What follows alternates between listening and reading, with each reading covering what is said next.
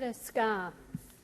Thank you, Madam Acting Deputy President. Before I commence my remarks, can I say to the Senator, it's a real privilege to follow that contribution, and I associate myself with every word of that contribution.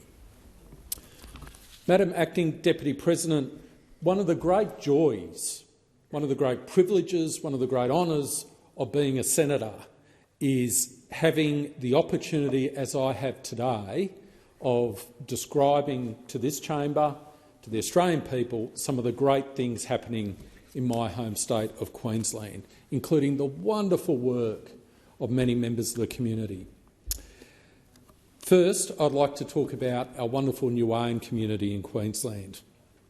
And I was going to make a contribution in this respect towards the end of the last parliamentary year, but there was pressing legislative business which prevented me from doing so. So this is my first opportunity.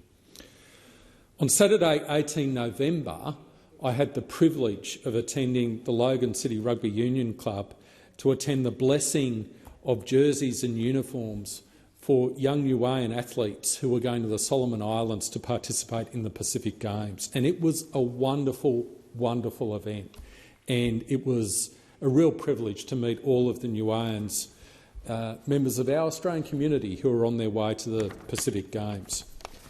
They performed admirably and did Niue proud and did Australia proud. And I'd like to recognise a number of the participants and contributors to their efforts. Firstly, in relation to the touch football tournament, the Pacific Games, Joselina Silamaka, Kathleen Love, Quincy Ikefana, Anita Silamaka, Milanu Utie, Bradley and Melina Polsia, Beverly Tokai, Richard Masters and Remus Gentles.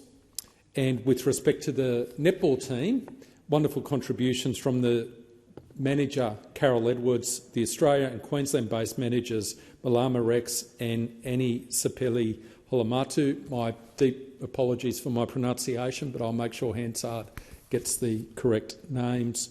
Coach Michelle Duffy, who's an absolute inspiration, and the playing group, including the captain based on the Queensland Sunshine Coast, Janessa Noble, vice-captain Tiana Ikanofo, Queensland Brisbane players Giselle Dilworth, Riley Northdurft and Francine Falanua Morris, Gold Coast player Rosalina Tosi Halamotu, and New South Wales players Sharina Jackson and Kiana Kanofu, and Victorian players Shakaya Tenavesi, Kalias Tenavesi and Florence Ngan Wu, Niuean-based player Leilana Louis Ikiua, and the Niue chef de mission Sydney Louet and Vice Chef de Mission Tony Edwards.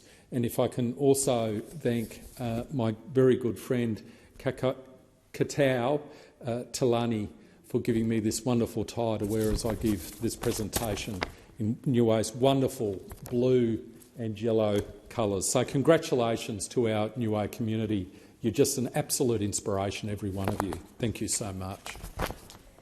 Another inspiration is our wonderful members of our wonderful Queensland African community. And the President of the Queensland African Communities Council, my good friend Benny Bowl, OAM, has sent me their most recent annual report for the years 2022 to 2023.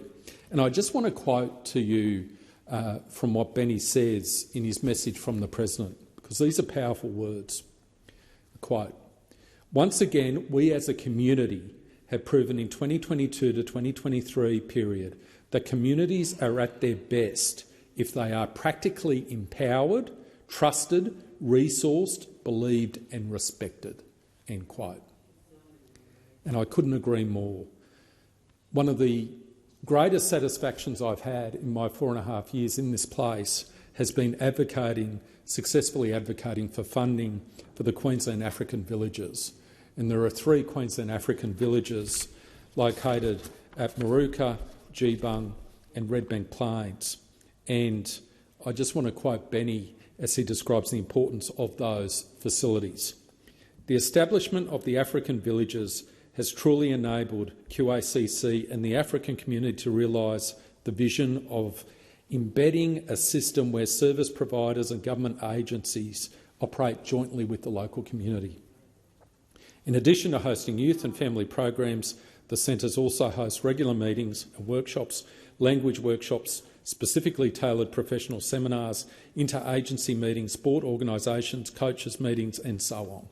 Those Queensland African villages are just so important in terms of supporting young people in the community, and I'm proud to have been associated with the provision of Commonwealth Government funding to those villages. But those villages and the work of the Queensland African Communities Council would be nothing without their volunteers. And the Queensland African Communities Council has an absolutely outstanding cohort of volunteers. And in fact, when I was putting the case for Commonwealth funding for the Queensland African community villages, I thought the best way to make the case was to invite then Minister for Multicultural Affairs, the Honourable Jason Wood, to come and visit some of the villages and introduce him to some of the youth mentors. And sure enough, that made a lasting impression on the Minister and helped provide a pathway to providing that funding. So I want to sincerely thank, from the bottom of my heart, all of the volunteers at the Queensland African Communities Council, all of the volunteers who are involved in organising and doing all the wonderful work that was required to organise the Queensland African Communities Council Night of Celebrations, which they have, where they make a number of awards to outstanding community members, to all of the youth mentors, everyone involved in those activities, to all of the volunteers who gave up their time during the two wonderful football tournaments that the Council puts on, including the African Cup of Nations, Challenge of the Nations, and also the Mandela Cup. And I think it's important that I actually put on the record the names of those volunteers, because I think they should be recognised in this place. They should be recognised because the work they are doing in their community is just so profoundly important. And I was at the African Cup of Nations tournament, and let me tell you, it was hot, it was a challenging environment, and those volunteers were out there working extraordinarily hard, and it was quite inspiring. So I want to thank each and every one of these people. Jimmy Bin, who's the QACC Sport Coordinator, Sikau Toure, Jal Guguk, Mamona Abdallah, Paul Joseph, Andrea Mayer, Araki Abdul Rahman, Thu Atem, Tracine Kitwanga, Edwin Lubari, Rudo Mashanganika, Wilson Madit, Ronaldo Alfred, and also the mentors of the African Youth Support Council, Addis Cole, Sebson Sabanda, Samuel Kimanuka, Buttress Haidi, Henry Conn, Gurmay Gebramedin, Jean Bosco, Belanaj Shbanga, and everyone else who's volunteered their time, put their effort into supporting our wonderful Queensland African community in terms of its endeavours over the last 12 months. The work you do is so incredibly important.